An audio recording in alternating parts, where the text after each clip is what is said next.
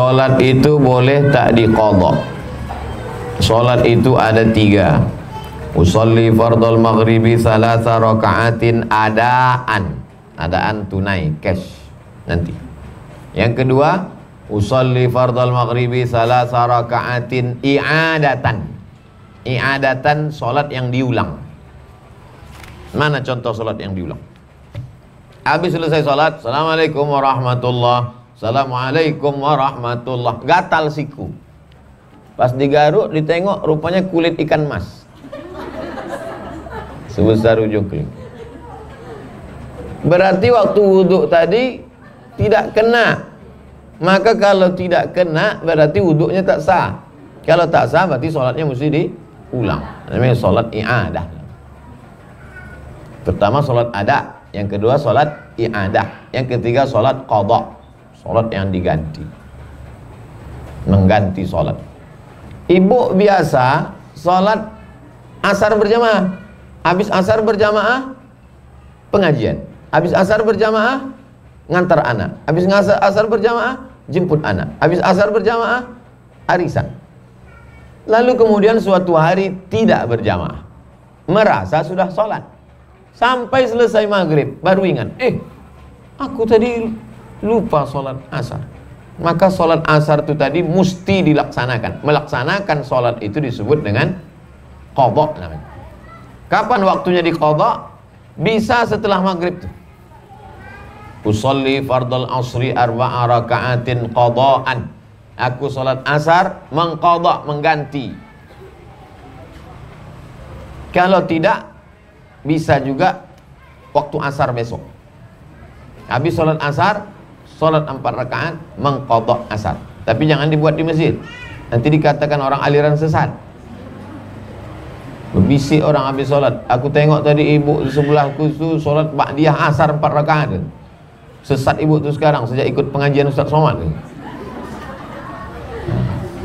Jadi sholat ada 3, adaan, i'adatan, qadhaan. Sholat qadha bukan boleh, wajib. Tapi jangan gara-gara qadha ini lalu mudah-mudah saja meninggalkan sholat. Gara-gara pesta nikah anak, qadha. Dipasang makeup jam 11. Bersalam-salaman dengan tamu jam 6. Oh, jam 11 mana ada sholat zuhur jam 11? Jam 6 udah mau maghrib. Asar sama zuhur tak sholat. Pas ditanya, kok tak sholat zuhur sama asar? Darurat. Kata Ustaz Somad bisa diqadha. Saya tak tanggung jawab itu. La kafarata laha illa dzalik. Sholat yang ditinggalkan dulu tidak bisa ditebus dengan apapun kecuali dengan sholat juga. Sholat yang tinggal itu wajib diqadha. Puasa bisa dibayar pakai duit. Sholat tak bisa bayar pakai duit. Mana ada puasa bisa dibayar pakai duit, Pak Ustaz? Faman kana minkum maridan, siapa yang sakit, au ala safarin, atau musafir, fa'iddatum min ayyamin ukhar, ganti di hari yang lain. Wa 'alal ladzina yutiqunahu, siapa yang tak sanggup karena tua renta 70-80 tak sanggup, maka membayar fidyah. Fidyah itu beras. Tak bisa pakai beras, bisa pakai duit. Tak bisa pakai duit, pakai beras. Dua-dua tak bisa, dia menerima. Nah, itu hebatnya orang Islam. Sanggup bayar zakat fitrah, bayar. Tak sanggup bayar zakat fitrah, menerima zakat fitrah. Islam ini luar biasa. Ini tentang masalah mengqadha sholat. Bagaimana cara mengganti sholat yang tinggal? 2 cara. Yang pertama, langsung waktu ingat tuh. Yang kedua, diganti ditunggu waktunya besok. Jadi kalau asar tadi, langsung setelah maghrib. Atau ditunggu asar besok. Aku setelah maghrib aja langsung, Pak Ustaz. Kenapa tak tunggu asar besok? Ya kalau hidup aku lagi, kalau mati. Berapa sholat yang kau tinggalkan? Ya sejak akil balik lah, Pak Ustaz. Akil balik umur berapa? 10 tahun. Ikut pengajian kapan? Baru tadi, Pak Ustaz. Umur berapa? 40. Berarti 30 tahun tinggal. Jangan gara-gara ini lalu menghilang ibu. Ibu yang Jumat lalu kemana, yang duduk di barisan? Dia ambil cuti mengqadha sholat 3 tahun, Pak Ustaz. Sholat yang tinggal itu diganti bukan dengan cara dirapel, bukan. Tapi setiap selesai satu sholat diqadha sekali qadha. Habis sholat maghrib qadha sekali. Habis sholat isya qadha sekali. Habis sholat subuh qadha sekali. Habis sholat zuhur qadha sekali. Habis sholat asar qadha sekali. Sekali saja. Berapa tahun? Sesuai berapa tahun yang ditinggalkan. Jadi kalau 10 tahun qadha 2021, lunas 2031. Kalau meninggal tahun 2025, alhamdulillah, pemutihan, lunas.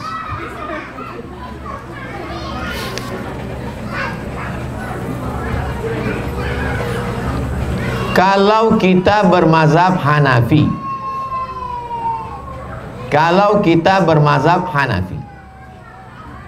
terus ada ustadz bilang mazhab Maliki dalam bertayamum, apa boleh kita ganti-ganti mazhab sesuai dengan keadaan emergensi? Ini pertanyaannya pertanyaan berilmu, karena cerita tentang campur mazhab, namanya talfiq. Karena di rumah sakit emergensi, ruang ICU tidak bisa pakai debu, tak bisa sampai ke siku, dipakainya mazhab Maliki. Cukup dengan batu dan hanya sampai ke pergelangan tangan. Boleh, karena dia tidak bercampur dengan sholat. Tayamumnya mazhab Maliki, sholatnya mazhab Syafi'i. Boleh. Lalu yang tak boleh campur mazhab itu bagaimana Pak Ustaz? Dalam satu ibadah dicampurnya, dalam satu ibadah. Tayamum dengan sholat satu ibadah atau dua ibadah? Dua ibadah. Tayamum lain, sholat lain. Apalagi darurat. Yang tak boleh nih dalam satu ibadah dicampurnya 2-3 mazhab. Contoh, cara mengambil wuduknya Syafi'i, cara membatalkannya pindah dia ke Maliki. Tak boleh. Cara wuduk Syafi'i, air ambil sedikit, sapu kepala, ambil sedikit aja. Cara wuduk Syafi'i. Pergi dia undangan ke hotel. Sampai di hotel, barakallahu lakuma, kena ujung jari pengantin. Menurut mazhab Syafi'i batal apa tak batal? Batal. Cara wuduk dia tadi kan mazhab Syafi'i, maka membatalkannya juga pakai mazhab Syafi'i, berarti sudah batal. Kita lanjutkan setelah yang satu ini.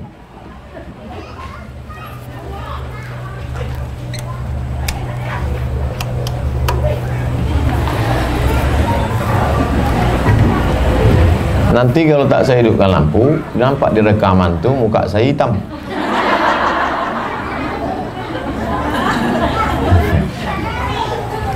Cara wuduknya tadi pakai mazhab Syafi'i. Maka menurut mazhab Syafi'i, kalau dia bersentuhan dengan perempuan, wuduknya batal. Tiba-tiba setelah selesai dari acara di hotel tuh, pergi dia Masjid Ar-Rahman, sholat dia. Ditanya kawannya, wuduk kau kan sudah batal tadi. Aku pakai mazhab Maliki, bersentuhan kalau tak bersyahwat tak batal. Ini tak boleh. Kenapa tak boleh? Karena dia mencampur dua mazhab dalam satu ibadah. Cara wuduknya Syafi'i, cara membatalkannya dia pindah ke Maliki. Adapun ibadahnya berbeda, boleh. Beda mazhab, beda ibadah, boleh. Yang tak boleh itu berpindah ke lain hati.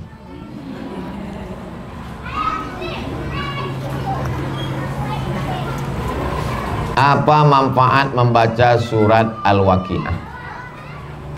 Siapa yang membaca surat Al-Waqi'ah, maka dia dijauhkan Allah dari faqah. Faqah itu di atas miskin. Selalu dikatakan miskin papa. Pernah dengar kata miskin papa? Tak pernah. Di atas miskin lagi. Dijauhkan Allah dari miskin. Yang jadi masalah hadis itu dhaif. Hadis yang paling tinggi sahih. Di bawah hadis sahih hasan. Di bawah hadis hasan dhaif. Di bawah hadis dhaif maudhu. Ada sekelompok orang tidak mau mengamalkan hadis dhaif. Asal hadis itu dhaif, jangan amalkan. Allahumma laka sumtu wa bika amantu ala rizqika afdhatu. Dhaif. Allahumma barik lana fima razaqtana wa qina azabannar. Dhaif. Membaca surat Yasin untuk orang meninggal dunia. Iqra'uha ala mautakum. Dhaif. Siapa yang baca surat Al-Waqi'ah, dijauhkan Allah dari miskin papa, miskin susah melarat. Dhaif. Tidak mau dia mengamalkan hadis dhaif. Saya termasuk mengikut ulama yang membolehkan mengamalkan hadis dhaif. Yang Ustaz ikut siapa? Imam Nawawi. Ajma'al ulama ala jawazil amali bil hadis dhaif. Ulama ijma' bahwa boleh mengamalkan hadis dhaif. Boleh mengamalkan hadis dhaif.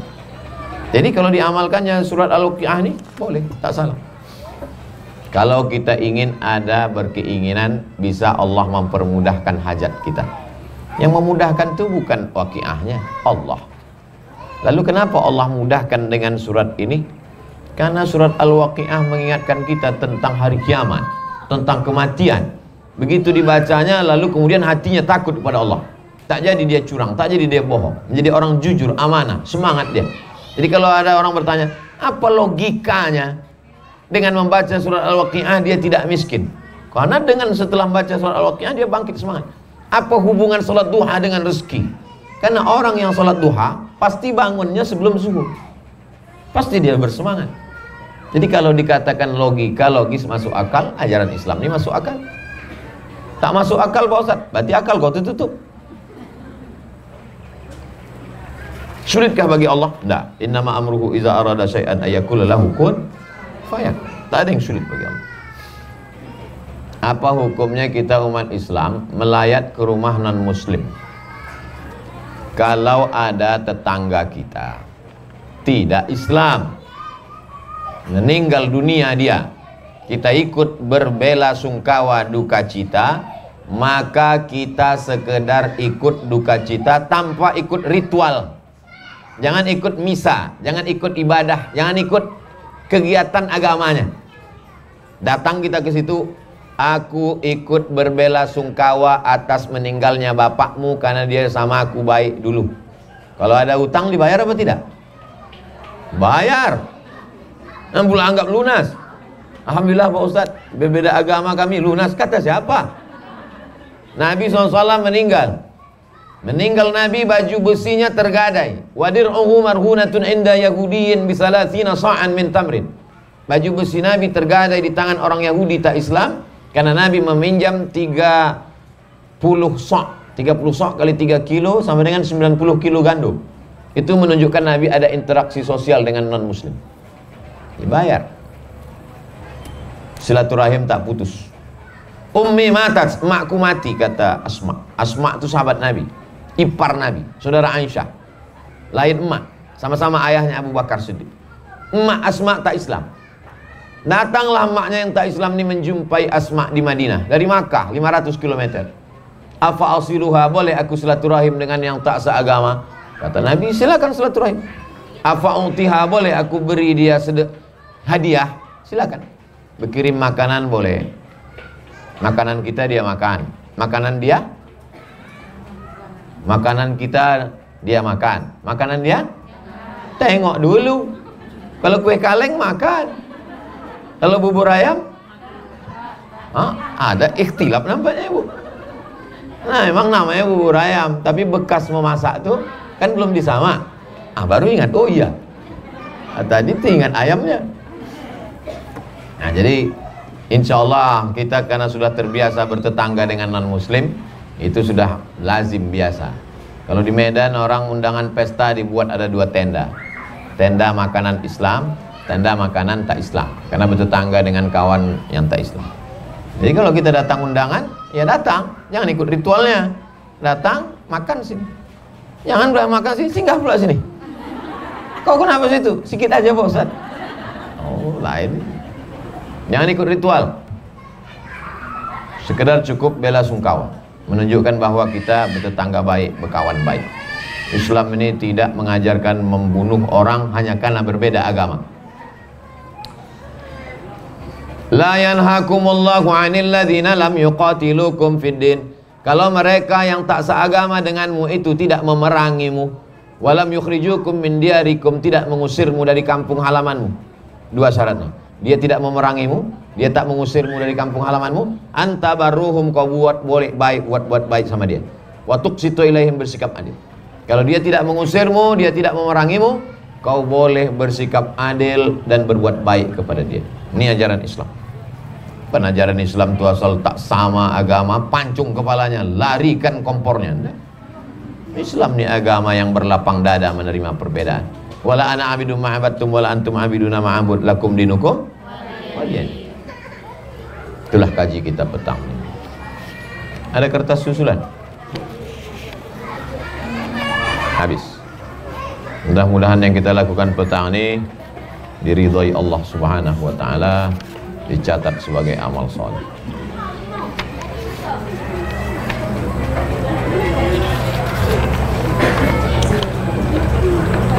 Jika seorang ibu melahirkan pada bulan Ramadan, nama anaknya laki-laki Ramadana, perempuan Ramadhani. Tak ada di sini, saya aja nambah. Tentu dia tak bisa puasa. Dia sudah berniat untuk mengqadha, membayar fidyah. Namun beberapa tahun kemudian ternyata dia lupa, belum dia laksanakan. Jika terjadi hal seperti ini, apakah berdosa? Apakah masih diterima Allah jika dilakukan kembali? Ini bulan Ramadan, waktu dia hamil. Ini bulan Ramadan, maka dia mesti mengqadha puasanya itu sebelum lewat Ramadan berikut. Kalau lewat Ramadan berikutnya ke Ramadan yang satu lagi, maka dia kena denda karena lalai. Satu qadha sehari, satu qadha plus satu fidyah. Satu fidyah, satu mud, 7 on setengah.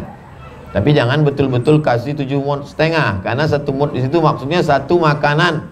Mana ada orang makan nasi aja pakai kecap? Tak mungkin. Kasihlah lauknya, kasih. Satu mud plus lauk pauknya untuk makan sehari. Makan pagi, makan siang, makan malam.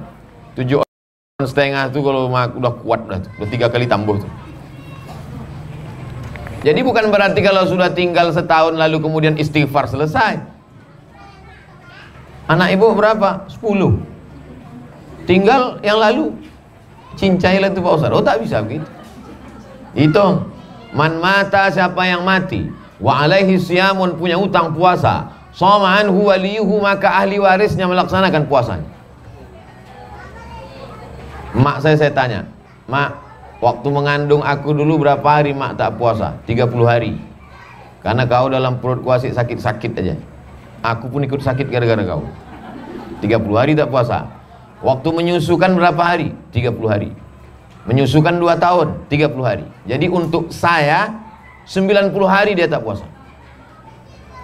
Saya tanya, sanggup tak mak mengqadha? Waktu itu umurnya 70. Sanggup tak mengqadha? Sanggup. Qadha. Kalau tak sanggup, kubayarkan fidyah. Kata dia sanggup. Dia meninggal hari Senin sesudah makan sahur. Tak tinggal puasa Senin Kamis. Umur 70. Waktu itu qadhanya udah lunas. Sudah hitung-hitung 90 saya, 90 adik saya, kami adik-beradik 2, udah habis sudah lunas sudah. Saking lamanya dia puasa sunat. Terus puasa sunat. Sehat walafiat. Naik angkot ke pasar Ramayana. Asal belanja sehat. Perempuan yang mengandung anak atau menyusukan anak tidak sanggup berpuasa, 3 mazhab. Mazhab yang pertama mengatakan qadha saja, tak bayar fidyah. Mazhab kedua mengatakan bayar fidyah saja, tidak qadha. Saya pakai mazhab yang ketiga, mazhab Syafi'i. Kalau dia tak puasa karena dirinya, qadha saja. Tapi kalau dia tak puasa karena anaknya, maka dia kena 2, qadha dan fidyah. Saya ulang sekali lagi. Kalau dia tak puasa karena dirinya, qadha saja. Tapi kalau dia tak puasa karena dirinya dan anaknya, maka dia kena 2, qadha dan fidyah. Ibu sehat, kata dokter. Sehat saya, Bu dokter? Sehat. Cuman anak ibu ini ku tengok lemas, kritis. Maka dia pun makan karena takut anaknya itu lemas. Maka dia kena 2. Dia qadha dan bayar fidyah. Oke. Si ibu tadi dia tak puasa karena anaknya. Maka dia ikut mazhab Syafi'i, mengqadha dan bayar fidyah. Ternyata sudah lewat Ramadan ini ke Ramadan berikutnya, kena dia 3. Qadha, fidyah karena anak, fidyah karena lalai. Apakah kalau bertambah Ramadan berikutnya bertambah fidyahnya? Tidak. Fidyah hanya bertambah karena sekali saja. Tidak langsung bertambah, habislah beras kita. Ini tentang masalah membayar fidyah. Kalau mau kurban harus sudah akikah dulu? Enggak. Tak ada hubungan akikah sama kurban. Akikah saya itu adalah amal ayah saya. Adapun kurban saya itu amal saya. Saya ulang sekali lagi. Akikah saya itu amal ayah saya untuk saya. Sama nanti kalau anak saya lahir, amal saya untuk anak saya. Tapi kurban itu amal saya. Kurban itu amal saya. Maka tak ada hubungan. Keheran saya sampai hari ini orang, bapak tak kurban, aku belum akikah. Tiap tahun itu aja alasannya. Upaya tak mau keluar duit. Pandai dia. Ibu yang belum akikah boleh mengakikahkan dirinya. Saya bahas dalam buku 37 masalah populer. Dalil hadis Nabi. Aqa'an nafsi ba'da ma bu'itsa nabiyan. Nabi mengakikahkan dirinya sendiri sesudah jadi nabi. Berarti sudah 40. Kalau ada di antara ibu yang tidak akikah dulu kecil, mau akikah sekarang, beli 1 kambing, masak. Hari Jumat bawa ke sini. Insya Allah kita doakan. Tapi tak bisa kami ayun pakai marhaban. Gantung sini patah. Kalau sholat mengikuti imam baca ayat pendek, apakah kita mengikutinya juga? Imam membaca Al-Fatihah, kita diam. Rakaat pertama baca iftitah. Setelah amin, baru kita baca Fatihah sebagai makmum. Habis baca Al-Fatihah, diam, dengarkan ayat. Mazhab Syafi'i. Saya pakai mazhab Syafi'i. Imam membaca ayat, kita membaca Al-Fatihah. Kalau ternyata imam itu imam supir Medan, koncang 120 kilo, kita baru kita baru iyyaka na'budu wa iyyaka Allahu Akbar. Ikut dia. Kenapa? Al-imamu junnah. Imam itu penanggung jawab. Qiraatul imam, qiraatul makmum. Bacaan si imam itu mengcover bacaan makmum. Itulah kaji kita pada petang hari ini. Mudah-mudahan menjadi amal soleh. Ala hadhihi niyyah al-Fatihah. A'udzubillahi minasyaitonir rajim. Bismillahirrahmanirrahim. Alhamdulillahirabbil alamin. Ar-Rahmanir Rahim, Maliki yaumiddin, iyyaka na'budu wa iyyaka nasta'in. Ihdinas siratal mustaqim, siratal ladzina an'amta 'alaihim ghairil maghdubi 'alaihim waladdallin. Amin.